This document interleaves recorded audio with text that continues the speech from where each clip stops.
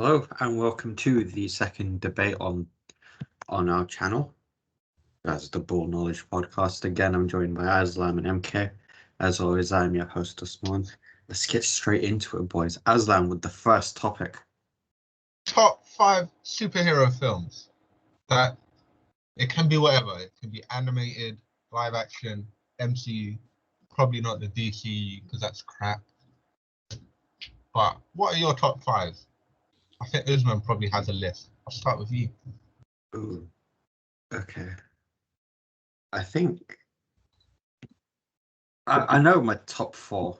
Just it's not in any specific order. I think. Which is Logan. But okay, 5th, I'm gonna put the Suicide Squad. The good one. That's the second. The one that came out this year. I thought it was brilliant. It didn't follow the norm that we've gotten used to for superhero movies. And it was just brilliant all around. It was hilarious. It was gory. It had an actually good story compared to the other one. It was by arguably a better director. James Gunn knows how to do superhero movies. It's brilliant. Yeah, okay, 5th, the Suicide Squad. 4th, I want to say Avengers Infinity War. You got a 4th. I do want to say it, although I don't think it's the best MCU movie because I think Guardians of the Galaxy is the best MCU movie. I forgot about Guardians. So I'm putting Guardians 4th. Guardians of the Galaxy was brilliant. We're always changing. Yeah, this is gonna be everyone's gonna be hella random. Yeah, Guardians of the Galaxy was brilliant. I loved that movie.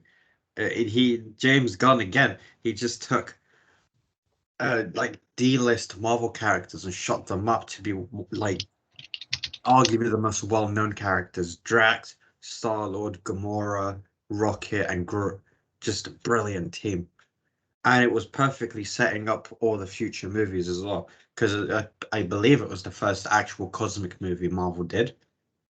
Because all the rest were the Avengers movies, so this was the first one outside of that. So it was a big setup for the future of the MCU as well. That's fair enough. 3rd, it pains me to put it 3rd, but Logan. You said it's your favorite. What? I'd say it's one of my favorite superhero movies, but compared to the other 2 I think it's 3rd. So what do you If I'm being serious and not biased, I think it's 3rd. Logan was you can't get a better ending for Hugh Jackman's Wolverine. Yeah, Logan was sick. It was brilliant all around. Although I will say, I feel like I like the trailer for it a lot more than the movie. But that's just because the trailer was so good.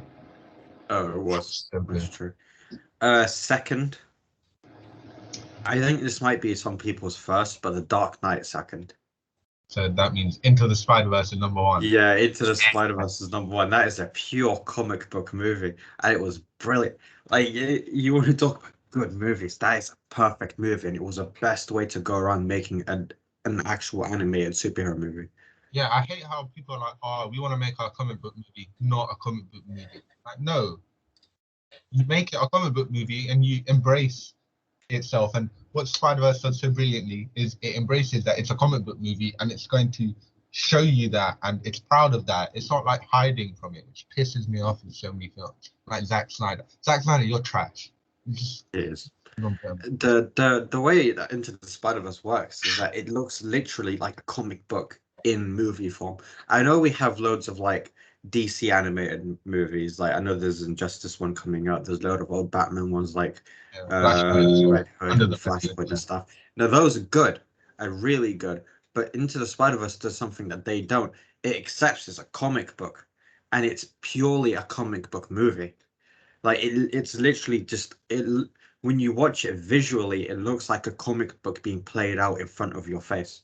And it's got dark moments without being overtly dark, but it's got humorous moments without being too humorous, which is my problem with both the DCE and the MCU. One's too jokey and doesn't take itself seriously enough, in my opinion, and the other takes itself way too seriously and is now starting actually to go in the right direction. MK, what about you? Well, mine's completely different to Usman's. I don't think I have any DC ones, the MCU. But for my fifth one would be, you have to hear me out with this one. I know this is not definitely not popular, but the fifth one is Endgame, and hear me out. The cinematic experience for me is what makes it fifth, not the quality. Because if I was to watch it, like if I never watched it in the cinema, I would have not have this in my top 10. Because the movie wasn't that great, but the experience was different. Like everybody was hyped up. Like everybody was in cinema, it was packed. It's just the experience as a whole. I have to put it fifth, and it's more memorable. Like I can remember most of the scenes. Okay, that's fair. I do accept. Endgame is probably the second best cinematic experience I've had. Yeah, definitely. And Suicide Squad's fourth, the second one. Yeah, that was really good. It's actually more. It's more because they balanced the banter with the actual action and stuff. And I thought, like, I really liked when John Cena character. Peacemaker. Peacemaker. Yeah, that was a really good character. And what's the shark's name again?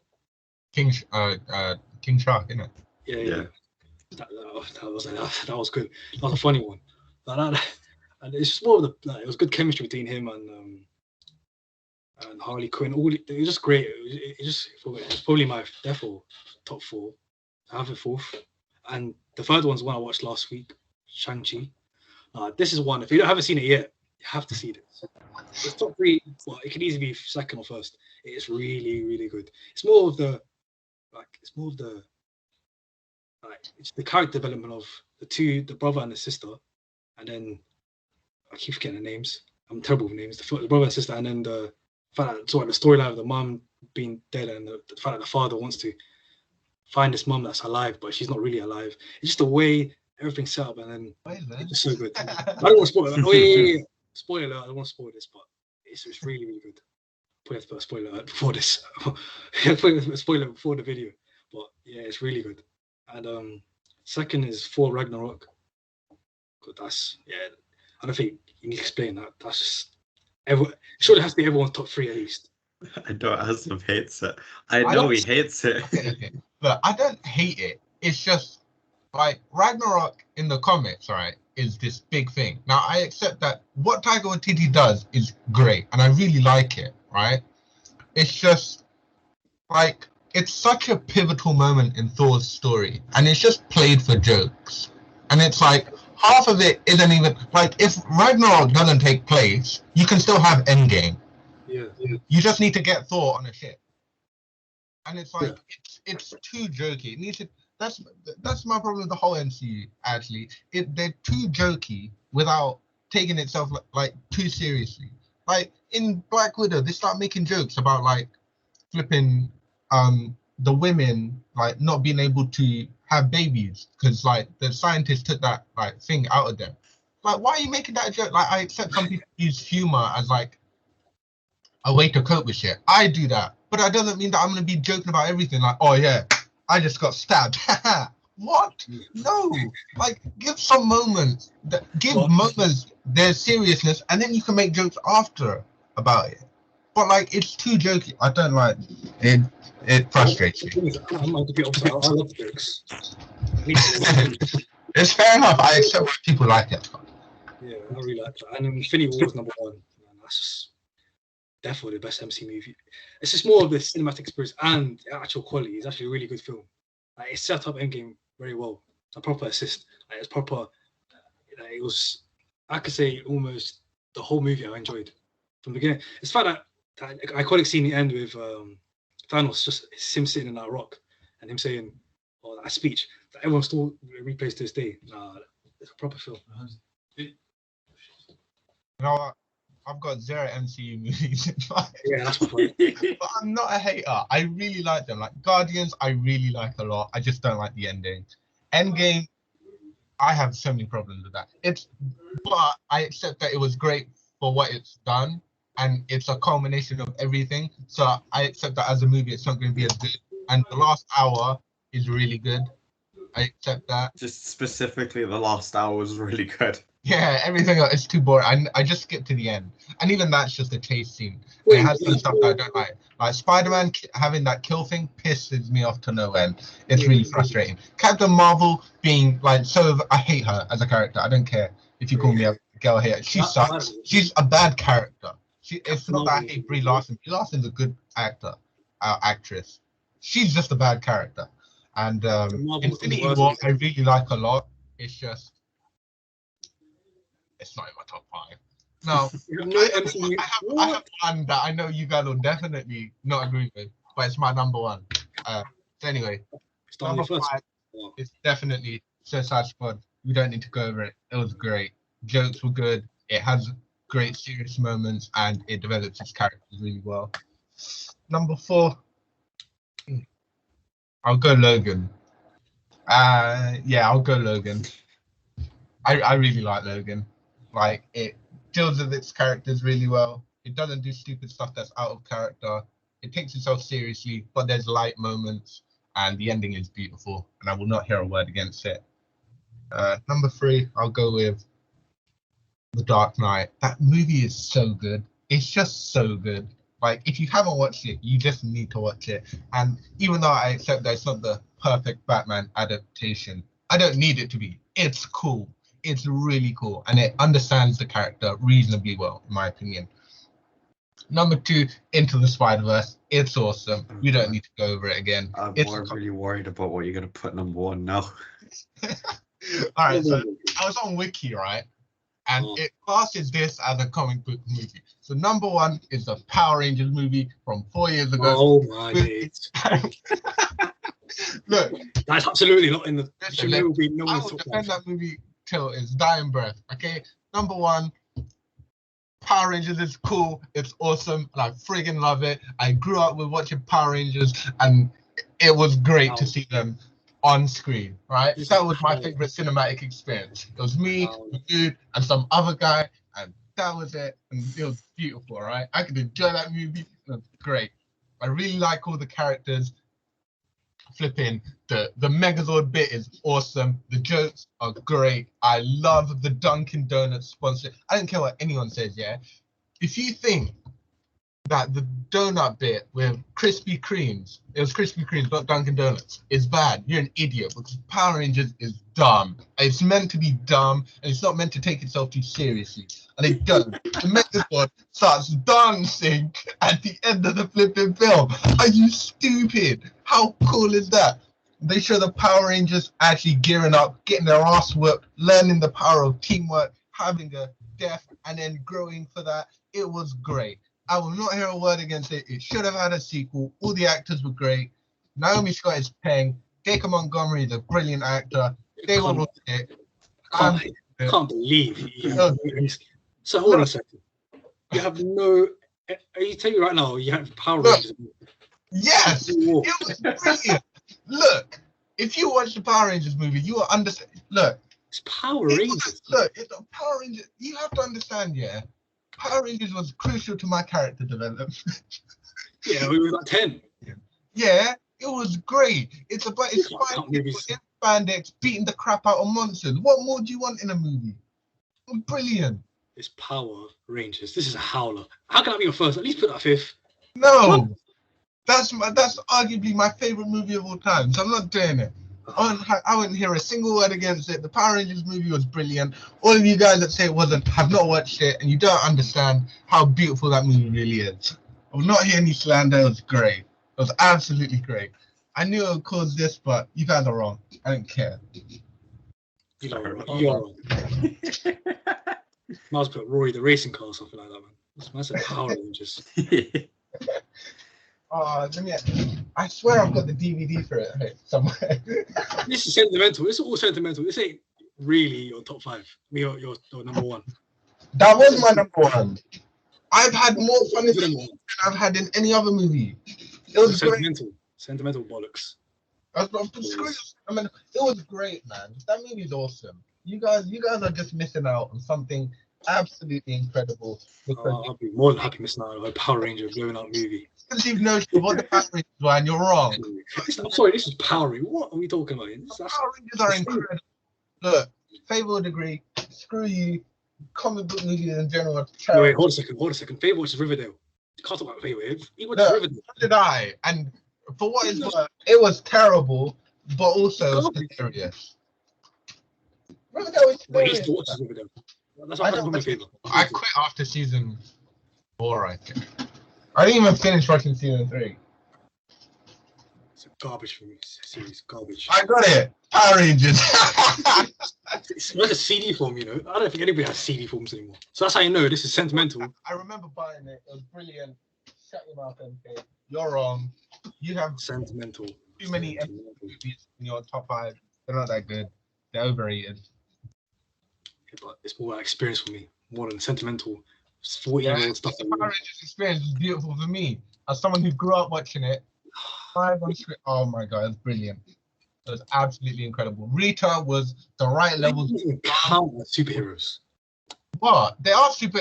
They stop people from blowing up the planet consistently. I leave it Transformers. The Power Rangers have saved the world more than the MCU characters have. Not Transformers. Never Transformers. Those movies are crap. Yeah, but I'm not a fan of it. It's like Bumblebee. Bumblebee is a brilliant movie. Haley Steinfeld is Peng, and also the character interactions between Bumblebee and her, brilliant. That movie's great. The ending is fantastic. She needs to stick to music. How about that? Actor award ain't for you. Excuse me, she got an Oscar nom at the age of 10. Don't even. I want to start off fun, to be fair. Don't disgrace Haley Steinfeld. She's brilliant. Should we move on to the next question? I think this concludes. You guys, if you haven't watched Power Rangers movie, Don't watch it. don't listen to this guy. He's a fraud. Okay, I've got a rather good question. I feel like we all grew up watching this. Even people may disagree. Like, oh no, I never used to watch it. It's fake and stuff. I believe we all watched it at one point in our lives. I want to know, who is the greatest wrestler of all time? Yes. This is my type of question. For me, John Cena has to be. Because for me, he's on every... Actually, let me be different. No. John Cena is the GOAT. I will not hear a word against it. Yeah, I'm WWE for 10 years basically. He's tied for the most championships now. He should have got it recently. He was dogged, but he loved the company so much that he allowed Brock Lesnar to flip in, F5 him like 9 times after the show. It's embarrassing that flipping, they did that to him. John Cena's the GOAT. His mic skills are incredible. His ring work is great. It used to be meh, but he really growed into it. He had a great run on the US Open when he had the challenge to people. Meaning he's not just willing to go for the big titles, he also goes and gives prestige to so-called smaller titles. And he's just awesome, man. The things he does with his fans, he's brilliant. I will not hear. There's no one that compares to him, in my opinion. For me, even though I said John Cena, and I want to be different because I saw Aslan agree with me, so I don't want to agree with Aslan. So I'm going to say Undertaker. That WrestleMania streak. For me, I don't know why Brock Lesnar even broke in first place. It shouldn't have been him. I think Undertaker should have kept it for the whole since he retired. Yeah, I don't know why that was so dumb. The way it ended, I don't like how Brock Lesnar won this way. It was bare anticlimactic. So it was bare. He's a waste man as well, bruv. With his dead ponytail. I hope he doesn't see this. I love you, Brock Lesnar, but the Undertaker streak was something beautiful. Yeah. And he ruins it. Yeah, exactly. And you had people like Shawn Michaels had a whole thing on it. The retirement thing was brilliant. If it had to be someone else, at least be like Triple H, Taker, Cena. I don't like that. It was near the end of Undertaker's career, when we were talking about like the 2010s times, there was that 1 4-year thing where he faced Shawn Michaels, Triple H. I think Triple H should have beaten it if anyone did. Yeah. Because I think WrestleMania 28, the way it ended was the way that they built up from facing Shawn Michaels twice, making Shawn Michaels basically retire, then going from Triple H, where a match where he couldn't leave on his own feet because of how badly Triple H fucked him up in that match, and then going on to the Hell in a Cell match at WrestleMania 28, which is my favorite match ever, I will add. I think it was brilliant storytelling. It to me, it didn't make sense for it to carry on after that. To be honest, yeah, I feel like if they did carry it on, if anyone, from a storytelling point of view, I can agree that maybe Triple H should have done it. But if anyone should have done it, it should have been the GOAT. It should have been the GOAT. He was the face of the flipping company, yeah? And it would have been a nice moment because they're arguably the two biggest legends of this era. Like, when you think of wrestling right now, you think of The Streak and you also think of John Cena. Yeah, yes. So if anyone's going to end it, if you think about it, like realistically, if you're going to plan it out, it should be John Cena, the two faces of the company colliding. Flipping Brock Lesnar, he takes money. He's taking too much money, yeah? He comes in for what? Like 5 days a year. He's taking a holiday for the rest of it, beating up little kids in like alleyways. Terrible mic skills. And oh my god, man. He's terrible on the mic. He's awful on the mic. That pissed me. And you know that bit with the guy in the crowd is just like, yeah, that was me. That's bullshit, man. I hated that. I hated it so much. Actually, Take was beating him. I've got my one, but I want to pick your brain because nowadays he's trending every week when Raw's on. Jeff Hardy. Do you think he's in the conversation? No way. I think he is. 19 overall championship wins and one of the best tag teams of all time. Yeah, the reason why I dispute it isn't because Jeff Hardy's not great. It's because WWE has dogged him so hard that like you can't realistically put him in the conversation because they made him fodder. Like this man is like flipping over like different stuff. He's flying through the air, and they like made them fodder at the end. And, like I don't think he's not in the conversation because he was bad. It's more because the company dogged him so hard that he can't realistically make a case for himself up there in like relation to the other people. But Cena's the GOAT. Yeah, Jeff Hardy. I just think that the tag team era, he's there for Jeff Hardy and let's go again, Sophie Hardy. Yeah, Matt Hardy. Those two are the best tag team ever. Like, it's not even comparison. Those two TLC matches they had with Edge and Christian and the Dudley Boys are arguably the best tag team matches I've ever seen in my life. Those were just beautiful. That match, I see that. No, I haven't seen that one. But I've seen it on YouTube clips, but I haven't actually seen it live. But my favorite Jeff Hardy moment might have been when he's at the top. I think it was at when he's climbing up the ladder. I don't know which event it was, but I remember him looking to the crowd with his signature pose, and he just flipped. And him and the guy he actually hit on the floor for like 5 minutes, and the crowd went mad. But Jeff Hardy definitely for me is probably the best entertainer ever as a wrestler, just a pure wrestler. That's him funny. And AJ Styles came too late. I wouldn't put him in top. AJ Styles was great. His bit with Cena was great as well. It was.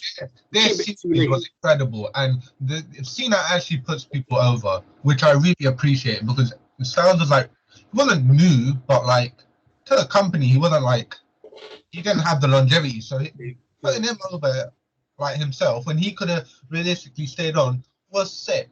And then now.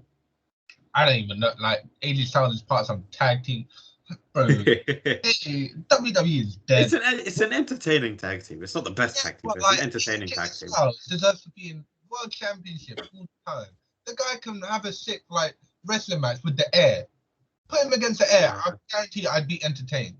Seth Rollins. He had a fucking 5-star match. Oh, not 5-star match, but he had a really good match with Shane McMahon of all people. Yeah, Shane McMahon's dead, man. He thinks he's some sick wrestler. It's that old adage he could have a 5-star match with a broomstick. Yeah. He could have a friend like really still. I'd watch that. As pure entertainers, CM Punk will be up there. Seth Rollins, AJ Styles. The Shield. I'm adding one. I'm adding one to that list, and who I think is the GOAT, Ric Flair. Oh yeah. The most championship wins of anyone in WWE, tied for the most WWE championships. I believe the most NWA championships as well before he went to WWE. Ric Flair was brilliant in the ring. There's nobody if we talk about greatest like people on the mic, bar none, Ric Flair could beat anyone on the mic. I'd have to see him still. I have to see him to go on the mic. He's incredible, man. Because on the fly as well. On the fly, he's brilliant. Along with like giving every match or every promo passion. The guy's quick-witted, man. He's in the Sorry, I like Anybody, this. Like that moment where he was like bare kissing up girls. That's a bit wrong. That's like 95 now. Can you stop doing that? And, like get into a care home or something. Well, he recently went back to the NWA just to say goodbye to everyone. I think he's thinking about officially retiring. Although the way AEW is setting up, I'm really scared they're going to decide, oh, we're going to do Ric Flair versus Sting, because they've got they're setting up sort of Sting versus Tully Blanchard. And if you don't know Tully Blanchard, and Tully Blanchard was part of the Four Horsemen, which is arguably the greatest stable of all time with Ric Flair. To be honest, what's it called? I don't know. AEW is just on a run right now. Like, I don't think they'll mess up anything, to be honest. I think they're fairly sorted. Like, booking wise, they've been pretty good, right? And I saw brilliant. I saw people even say that this is better than the Attitude Era. So, like, you know, I can't really say anything about that because I was not alive for most of the Attitude Era. Hearing what I hear about it, it was brilliant. Although AEW now, I get people say, oh, but they're just getting everyone from WWE. No, WWE are releasing these people because they don't know what to do with them, because they're just sitting backstage doing nothing. And these are top wrestlers. Because they're dumb. Because we were talking about they basically ruined Daniel Bryan and released him. He didn't want to sign a new contract because he wanted to work in Japan as well. They said he could work in Japan, but I don't trust Vince McMahon to let him do that. But Daniel Bryan now, there's so many dream matches that he could have.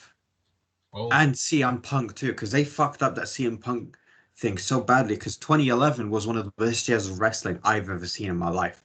Definitely. Yeah, and he also said he also said that they were planning to get him on for WrestleMania, but he laid it out. It was like, don't dog me, and I'll come back. If you just play by the rules, we can do this. And I'll come back for WrestleMania, and everything will be calm. And then what did they do? They tried to fraud him, and he was like, all right, cool, I'm gone. Like, but with Taker, he has the maddest presence. Like, his presence is mad. Like, in terms of his ring walk, like everybody knows Taker's arrived. The only problem I have with Undertaker is that he came back for 4 more matches in a way he said to prove himself.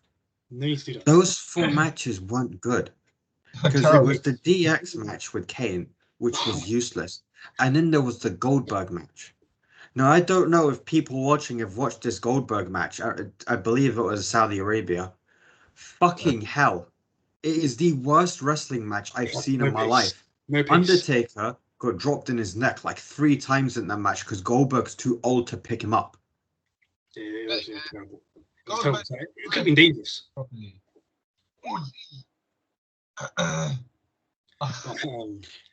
I hate Goldberg so much. I think he's... I get everyone's going to bring up, oh yeah, but he went in that like a 180 match win streak in the 80s and 90s because he's just that good. No, he showed up like 3 times a year, wrestled for 3 minutes and left. And that was it. That's how they carried it. Even Punk was like, the record was weird because sometimes he'd say 1 week he's on 56-0, and then a week later he's like, I'm 70-0. And Punk was like, hold on, you've wrestled 2 times every day. Yeah, exactly. You're a clown. All right. So Goldberg has no pace. Like, he has no pace. All these wrestling matches are just slow, languid. I don't like wrestling when it's at a slow pace. Yeah, wrestling is like pace to pick up. It needs to flow really nicely. Like, you don't have to be the strongest guy. You just need to have flow. The way WWE, some of their best matches, it's not that it flows perfectly. It's because of the spectacle. Yeah. I believe it was WrestleMania 19. I think it might have been WrestleMania 19, Rock versus Hulk Hogan. It's considered one of the best matches ever, not because of how the match was, but because of how they got the fans into it. Because it was at the time, it was the 2 biggest wrestlers WWE ever had. You got The Rock, who's up and coming, and you got Hulk Hogan, who by far was the most over superstar at the time. And it was just a spectacle, the whole thing, because Hulk Hogan was the heel, Rock was the face. But Hulk Hogan was getting cheered and The Rock was getting booed because of how much they loved Hogan. Yeah. It's even though he was part of the NWO at the time. It's matches like that, like Stone Cold versus The Rock at WrestleManias are considered one of the best because of how the fans get into it. That's why the John Cena AJ Styles matches I hold up to a high standard, because not only did they put on a 5-star match and some of the best matches Cena's ever had in the company, the fans loved it. Because you can't just have a wrestling match without the fans getting involved. That's why when you hear like years ago you hear about Ricochet versus Will Ospreay, the way they wrestled in ring is that instead of attacking each other, it was like pure flips and going through each other, and just the pace of it was brilliant. And it worked because the fans loved it. I know you get like the old wrestling purists like Jim Cornette, who's an idiot, by the way. You get all of them coming in and saying, oh, but it's not wrestling. It is wrestling because the fans loved it and the fans were into it. That's why when in AEW you get such good wrestling matches, because the fans are into it. Like CM Punk versus John Cena, the fans were into it in Chicago. Yeah, that that makes sense. Because, like you said, like, it's not all about. Like, it doesn't really need to be like the fastest wrestling match ever. If it's two superstars, like superstars, so like Taker versus Triple H, it don't matter how slow Taker's moving, everybody can be engaged in it. First thing, everything that Taker does, everyone, the fans will be with it. Yeah. Whereas Seth Rollins versus AJ Styles will be like that. Yeah, you bring up a good point, because the whole point is entertainment. WWE, the E is entertainment. It's not about what you think it is. As long as the fans enjoy it, it doesn't really matter what you're doing. Yeah. That's what I think. The issue with WWE is Taker retire with no fans there. Why? Why couldn't I wait for one more year when the fans are there? They let him retire when the fans are there. I think they should have put him in the Hall of Fame and watch it and give him that retirement. Yeah, like when he's like out of nowhere, kind of. Yeah. Everything Taker's done out of nowhere anyways. Is your go Ric Flair then? I'm going Ric Flair. I love Ric Flair. You're going Taker. I'm going Taker. Alright. Even though I mentioned Cena first, but Taker. Go on, MK, and get your question now. No, I was thinking if I should move on to like football side, but I was like, nah, let me do this because I don't know, because right now this is a topic of like tennis right now, and how the other day Raducanu won and then Novak just lost. So I'm going for who is the GOAT of tennis, and I think we all have three different answers. I really truly think we have three different answers. It was me start. Oh God, I feel like bias is going to come into it because I think it's Federer, but I know when Federer. I know I'm going Federer. I know when Federer started off, he's basically facing no one, but he was brilliant, and I loved watching Federer. Yeah, I can't like Federer as a pure tennis player. He's the best as a pure player. Like he's the most talented player ever. I think he's the most talented, but mine is definitely Nadal. Oh. Yeah, we gotta have all different answers. Look, it's very simple to me, right? That was awesome, right? In that when he came up, he was facing the unbeatable man in Federer, right? One of his debut matches was he beat Federer for the first time, and everyone was like, "Who the hell is this kid?" Like some 18-year-old from Spain beating the GOAT. And then he goes to Wimbledon, beats him there, and then he went on a spree where he just beat Federer in everything, right? In everything. Even the Australian Open, right? In like 2009. He went through like 2 or 3 5-setters before playing Federer the next day and still beat him. Nadal's different, man. He mixes like that great mentality you need to be one of the greats, along with like that pure spectacle. Like he hits the best shots out of anyone. I don't care who you think, some of the shots he plays are just otherworldly. Like they're superhuman. Like he's incredible. He's one of the only 2 people to have won on every single surface at least twice. I think Djokovic just did that with the French Open, and he also did it in probably the most competitive era, because when he was coming up, he played probably prime Federer, or at least a Federer that was, proper wicked, beating everyone else. Then he transitioned and went for Djokovic after, who he's got a positive slam record against, which no one else can say. Federer's getting piped by both of these guys in their head-to-heads. Nadal's got a better record, and Nadal's stayed for 14, 15 years, and he's got the most injury problems out of all of them. Like if he didn't have dodgy knees, if he had like the fitness regime, like because I don't think that Djokovic, he has the best body, but I also think that's more natural. The way Nadal plays is so like dirty on his knees, right? But if he didn't have injury problems and he had all of them in their prime, I think Nadal beats both of them. I just think that in French court, I mean, in clay court, when it's not gonna happen. We'll never ever see a better player in French in clay court ever again, like as dominant as Nadal was, because I just think that he's born to play there. But I have Novak as my goat. Now we got all three different answers, like I predicted, because I knew you all have different preferences. But I agree with that. I see both the points, but I think Novak, he's younger than both of them, and all he's done is play those two, and then obviously a little bit of Andy Murray at his best, but mainly Nadal and Federer, and has a great record. Obviously, he has better record with Federer than he has with Nadal, but he's got 20 Grand Slams. I'm sorry, but Federer mentally, I feel like mentally he's not as good as either of the other two. Because like when the going got tough, like when Nadal was proper coming up, he was getting battered. And then when Nadal had injury problems and it was just him and Djokovic, he just got battered consistently. Yeah. And it wasn't even close. Like Federer, when he came up and won a load of slams, he was up against like old Pete Sampras, flipping Andy Roddick. Like, and it's like, bro, I'm Biro. Like, come on, man. When he came into tennis, he was like the most talented one there was, though. And he still is. Like, as a pure talent, like purely from talent, he's the best. Like, he's beautiful.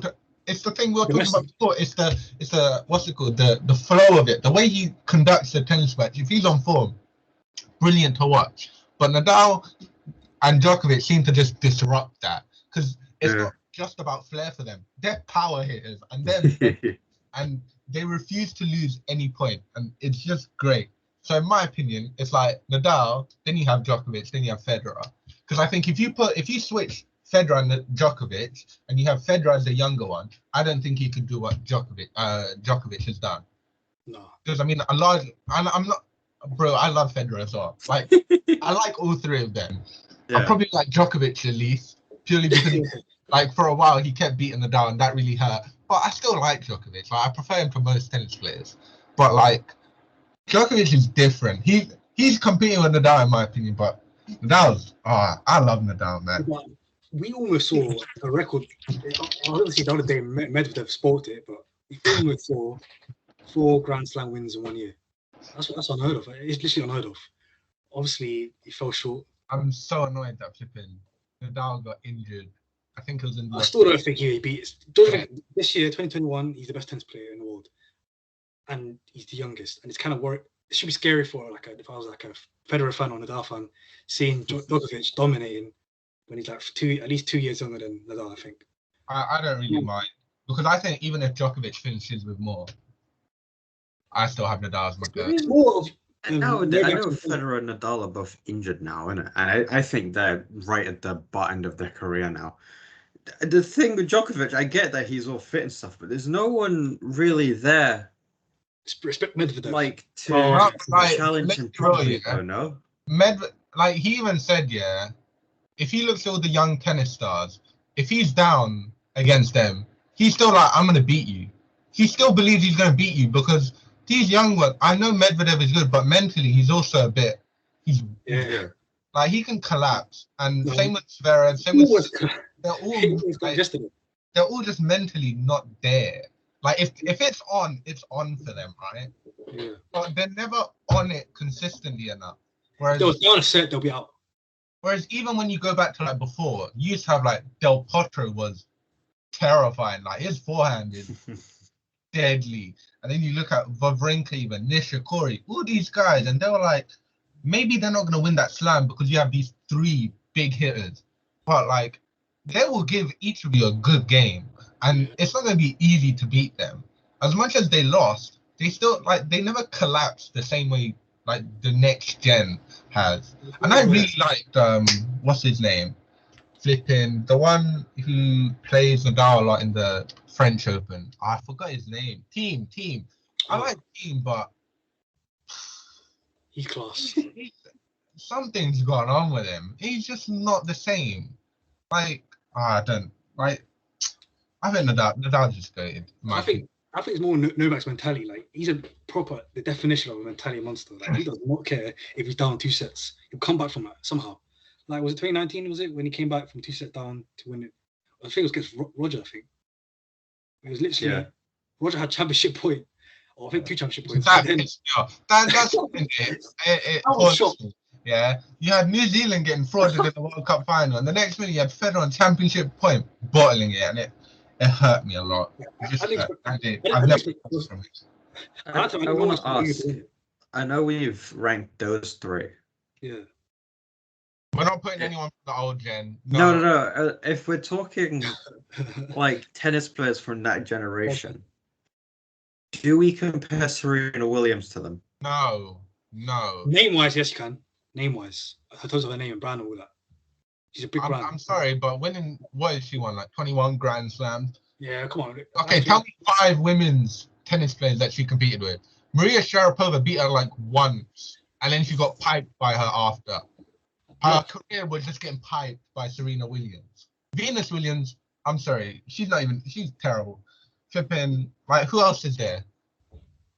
If you can name any of them, I will stand back. But if you can name me 5 tennis players that competed with Serena, you're not saying Roger Federer though. That's why I put him down. But even then, Federer was still winning after. Like, as much as I say, like, he won a lot of his slams before the big boys came in, he still won Wimbledon after in the 2010s. He still won the I don't know if he's won the US. I know he's definitely won the Australian Open in 2017 when him and Nadal had the big comeback. Like, he was still winning at the when the others were at the peak of their powers. Whereas Serena, who's really challenging her? No one. Exactly. You could actually name me Sharapova, and she was getting piped left, right, and centre. Sharapova was a great opponent, though. Then I know we're talking about male tennis players, but I do want to move on to this. If we're talking about the best women's ever, you got Steffi Graf, you got Serena Williams, and you've got Billie Jean King. It's just Serena. Do you think Serena comes above all of them? Yeah, Steffi Graf was brilliant. Yeah, but I think as much as I'm dogging on Serena, that's because in terms of them 3, they're different level to me. But like her, she's different. Like, you can try and build a conversation with her in that conversation, and that's what shows she's that level. Whereas Steffi Graf was great. Billie Jean King was a good trailblazer for her time, but you have to give her a due. She's 121. Pretty good, you know. Yeah, she's come to be the greatest woman player of all time. I'll probably put her top. In terms of brand, because of her name and all that, she's definitely top 5, top 10. Yeah, if you base this purely off just like popularity, Federer wins though. Yeah. It's just like I love Nadal, but like Federer comes up of every like when he was like at his like peak of his advert, he's there. Every time, like money wise, he's blazing at the top with like Messi. He's got like Nadal, and like Nadal basically has like his tennis academy. He's got his Nike deal, and he's got like knee support stuff. That's it. Nadal should be in more, but Federer is just like, he's that really nice, talented, professional, lovable guy. I mean, sponsored by Hugo Boss. That's what matters, really. That's why he's Bank. Deutsche Bank supports, like, he's getting most of his money from that, bro. I want to add, Andy Murray is nowhere near any of them. Yeah. Before anyone brings him in. Definitely... Andy Murray was good for a year. No, whoa, we're not doing that. Look. You can't do that. Murray was good when Federer was like off it. Nadal had broken ankles and broken knees. Yeah, he did. We beat Djokovic 2013. And Djokovic was mentally retired. What? Even Boris Becker said, who was his coach at the time, Djokovic lost it. I couldn't coach him anymore because mentally he wasn't there. Something went on. I can't remember what it was. It's Boris Becker's fault. Who told him he was a great coach? Boris Becker. Boris Becker's a brilliant tennis player. Yeah, he's a great player. Like Patrick Vieira is a great player. Are they good managers? No. I mean, he was coaching him during the time that he won. That he had his brilliant 2012 year where he won almost everything besides Wimbledon, surprisingly. but Novak's talent done that, and he's kind of still doing it to this day. But Murray, come on, let's not do that. No. It was definitely. I'm not having all this Murray Okay, talk. let's compare Andy Murray to the other lot. Yeah, let's compare. No, we're not doing that. We're not doing that. 1, 2, 3, 4. Okay. Andy Murray has won 4 Grand Slams. The other 3 have won 20 each. Yeah, but my issue isn't.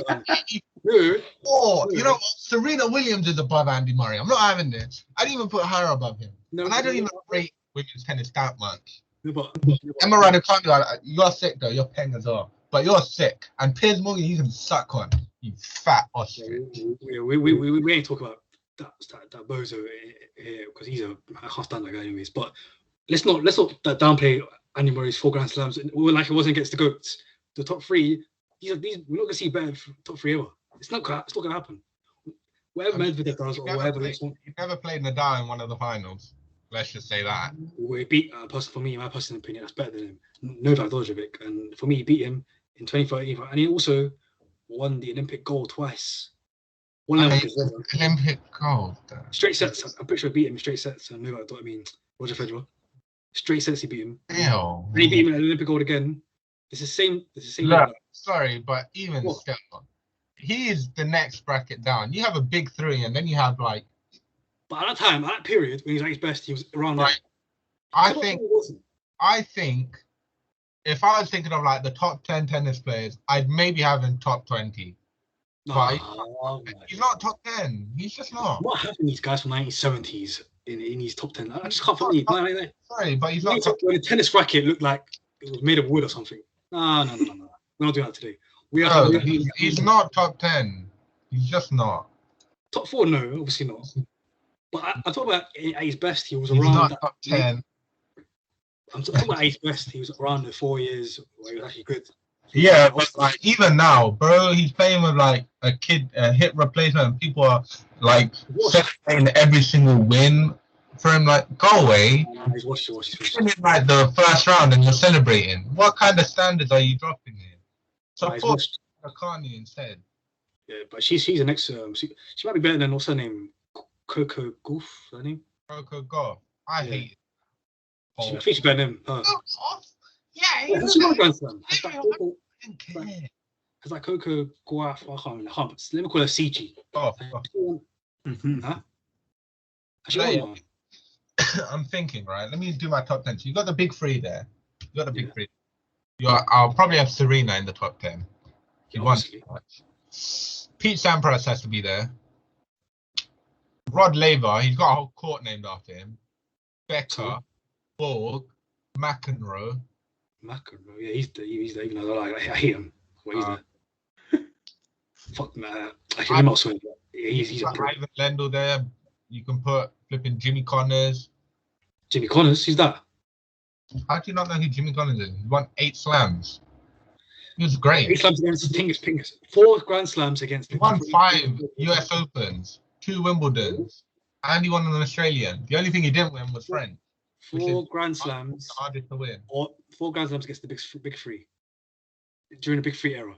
We cannot have this guy not. He's a top 10. He can't win 4 Grand Slams. Even if Jimmy Connors wasn't there, I just gave you 10, and you agreed with all of them. No, give me 8. Give me like 8. It wasn't 10. Okay, Federer, Nadal, Djokovic, Serena Williams, Pete Sampras, Roy Emerson, Rod Laver, Bjorn Borg, Andre Agassi. Bjorn Borg won 11 slams. He was great. He won on. What era was this? I have this name that ring bell. 75. Yeah, we're not talking about the 70s. Oh, this is tennis. These tennis rackets had wood in them. I can't take it serious. That's 9. McEnroe. Andre Agassi. Oh. That's Agassi. 10. That's 11 even. Who's Agassi? Yeah, Andre Agassi was playing up until like the 2000s even. He was the one getting piped by Roger as well. But he won each slam.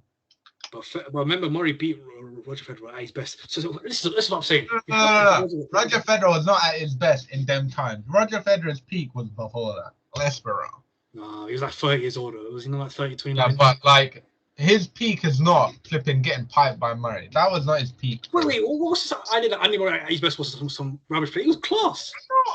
I said he's top 20. He's top 10. Top No. 15, maybe at a push. But I am not At putting him least, top 11th. At least have some shade to put him 11th. Why you put these guys with 1970s? Okay, with fine, I'll Wooden put him 11th. I'll stick him 11th. But he's not top 10. like Steph Curry. He's not. He is not. He won 4 Grand Slams, my You guy. have, to, Come you, on. have to, you have to take into account the era he was in. Winning 4 Grand Slams in the era he's in, that's for me already an No, achievement. but you could say the same thing about Djokovic and say he could have had 40 slams if he wasn't in this era, and the same with the others. Even if I put Murray in like the 2000s, Oh no, he clean sweeps. He clean sweeps. No, Clean sweeps. No, he doesn't. no, he doesn't. Okay, until Prime Roger Federer comes in, obviously he's finished. But Okay, actually, hold on. he has been Roger Federer, so it's not like he can't beat him. He's beat him a few times. But around 1990s, he's clean sweeps, man.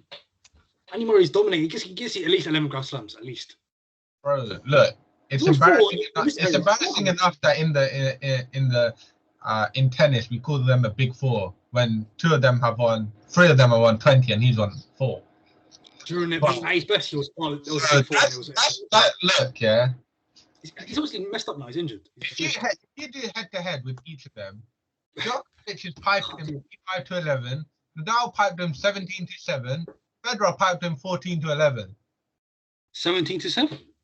Yeah, Nadal used to cuck him, bro. That's close enough. I thought it was like 30 to 7 or something like that. So what we're seeing here is Nadal played him the least. Nadal played him if he less than Djokovic beat him. What does that mean?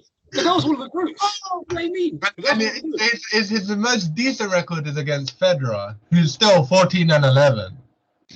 So obviously they're top 3. That's why we put in top 3 and we put Andy Murray 10th. That's why. Top 3, right? The top 3, and then you got. You're not talking McEnroe will even have a chance against Novak Djokovic, Nadal or Federer. No, he doesn't.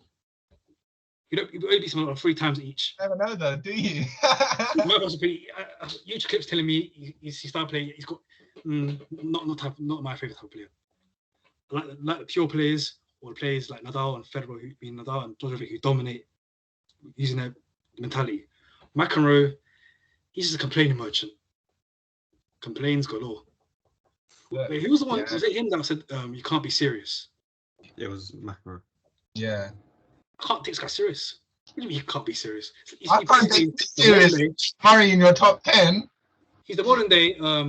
We have to be judging by, what's in front of you. And what he's shown me is he can win 4 Grand Slams. During the peak era. Yeah. The best era of tennis history. That is already an achievement in itself, winning 4 Grand Slams in the best era. He has to be top 10. At least 10th. Nah. He's definitely 10th. I'm not having 1970s guys with wooden bats. Might as well cricket. No, I can't do that. Bloody hell, man. Murray's 10th. Murray is 11th at best. And that's if I really wank off the fact that he played in this era. That's it. You need to this is the best era in tennis history. Imagine if Neymar won a Ballon d'Or during the Messi and Ronaldo era. But he didn't. One of the best players of all time. That's the thing. This is going off the rails. I'm just saying. We went on another way. He's not. He's just not. No one will agree with you. A lot of people agree because he won 4 Grand Slams in the best era in tennis history. Exactly 4. He's compared to people that won 20. In the worst era ever. 1970s era with wooden bats. And probably terrible umpires. This can't be serious. The big 3, there's Pete Sampras is on 14 after that. Yeah, but you put Pete Sampras in the top 10. Of course I did. So we all agreed. We all agreed with that. I'm talking about these guys, 1970s guys. Right, let me go. Let me just check it again. You have your top 3 in most Grand Slams. Greatest of all time. Maybe even your top 4 if you stick Serena there, right?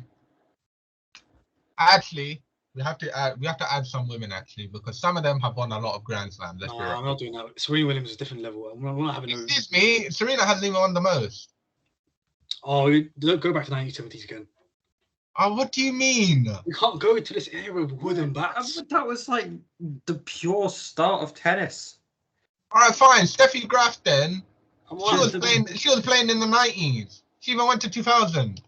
Yeah. She's still not been 22. So she's in the No, Steffi Graf can beat Andy Murray. exactly. We're not doing this. Andy Murray in closed eyes will beat her without looking. We're comparing how great people are, not how good people are. So you have your 5. We can add Pete Sampras as 6. We add Rod Laver at 7. He's got a whole flipping court named after him. Yeah, but I'm not disputing that. Yeah. You can have Andre Agassi. And then you can have John McEnroe, you can have Ivan Lendl, you can have Fred Perry, you can have any one of these lot. I'm giving you the 11th spot for Murray after an intense wank-off session. I am not. I'm not a Murray fan or something. I told you already. Yes, you are. You gave it to the English media bias. This is not bias. He dominated. He not dominated, but he had a great period. He never dominated shit. Yeah, but that's the difference. That's the difference, though. You didn't say he dominated. He had a great period. The people we put in the top 10 didn't just have a great period. They were brilliant their entire career. Competing with exactly who. Murray was competing with the greatest players of all time. We put them in the top 3. All 3 of them were there.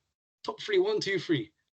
Imagine competing with these 3 your whole career. Yeah, I still you still with 5 other people ahead of him. And he's had a decent-ish record head-to-head. Obviously, the Nadal one's a bit decent. But Djokovic has beaten more than double times. Nadal has beaten more than double times. Federer's an old man, so I can let him off. Old man, where he's literally when he's beaten him, he was at least 28 or something. Federer. He was not that old. I just gave you 10 players better than Andy or greater than Andy Murray. 9 players are better than him. Okay. Even then, it's push. Let me write this down. Okay, wait. Who do you drop at the top 10 to put Murray in then? The 9th guy he put was in. Who's again? All right, so hold on. I've got Nadal, Djokovic, 1970s that I never heard of. Federer, Steffi Graf. Who? Steffi Graf. She won 22 slams and she played in. She was retired in 2000. Who she compete with? Venus Williams or something like that. Young Venus Williams. We're not doing this. We can't do this. She won 22 slams, bro. Venus Williams. She's greater. If you don't want to give me flipping, what's it called? The other one, you have to give me Steffi Graf then. Or you could just say that as a whole about women's tennis anyway. We're not doing that though. Serena Williams is different. She's a brand. She's she's 100% greater, right? So you've got 5 there. Bjorn Borg is greater. Fact. Andre Agassi is greater. Murray slander. It's not. Rod Laver is greater than Andy Murray. Yeah? Pete Sampras is greater than Andy Murray. You won 14 slams. I agree. That's definitely true. So 1, 2, how many have I got? 1, 2, 3, 4, 5, 6, 7, 8, 9. We're on 9.